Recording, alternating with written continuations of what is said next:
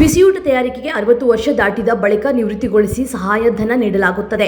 ಈ ಕುರಿತಂತೆ ಶಾಲಾ ಶಿಕ್ಷಣ ಇಲಾಖೆಯಿಂದ ಹೊಸ ಪ್ರಕರಣ ಹೊರಬಿದ್ದಿದೆ. 5 ವರ್ಷಗಳಿಂದ 15 ವರ್ಷ ಸೇವೆ ಸಲ್ಲಿಸಿದವರಿಗೆ 30,000 ರೂಪಾಯಿ, 15 ವರ್ಷಕ್ಕಿಂತ ಹೆಚ್ಚಿನವರಿಗೆ 40,000 ರೂಪಾಯಿ ಈಡುಗಂಟು ನೀಡಲಾಗುತ್ತದೆ.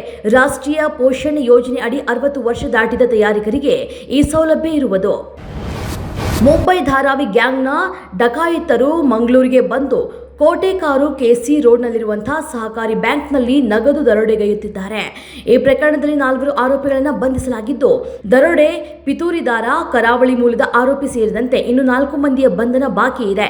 ಸ್ಥಳೀಯನನ್ನ ಬಂಧಿಸೋದಕ್ಕೆ ಪೊಲೀಸರು ನಿರಾಸಕ್ತಿ ವಹಿಸುವುದು ಅನುಮಾನಕ್ಕೆ ಕಾರಣವಾಗಿದೆ.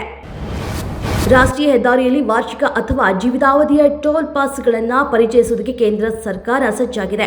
ಈ ಪಾಸ್ಗಳ ಮೂಲಕ 3,000 ರೂಪಾಯಿ ಪಾವತಿ ಮಾಡಿದರೆ ವಾರ್ಷಿಕ ಟೋಲ್ ಪಾಸ್ಗಳು ದೊರೆಯಲಿವೆ. 30,000 ರೂಪಾಯಿ ಮುಂಗಡ ಪಾವತಿಯೊಂದಿಗೆ 15 ವರ್ಷಗಳವರೆಗೆ ಲೈಫ್ ಟೈಮ್ ಪಾಸ್ ಖರೀದಿಸುವ ಆಯ್ಕೆಯೂ ಕೂಡ ಇರಲಿದೆ. ಈ ರೀತಿಯ ಟೋಲ್ ಪಾಸ್ಗಳಿಂದ ಲಕ್ಷಾಂತರ ವಾಹನ ಚಾಲಕರು ಪ್ರಯೋಜನ ಪಡೆದುಕೊಳ್ಳಲಿದ್ದಾರೆ. 2025 ಸಾಲಿನ ಕೇಂದ್ರ ಬಜೆಟ್ನಲ್ಲಿ ರಾಜ್ಯಕ್ಕೆ ಏನು ಸಿಕ್ಕಿದೆ?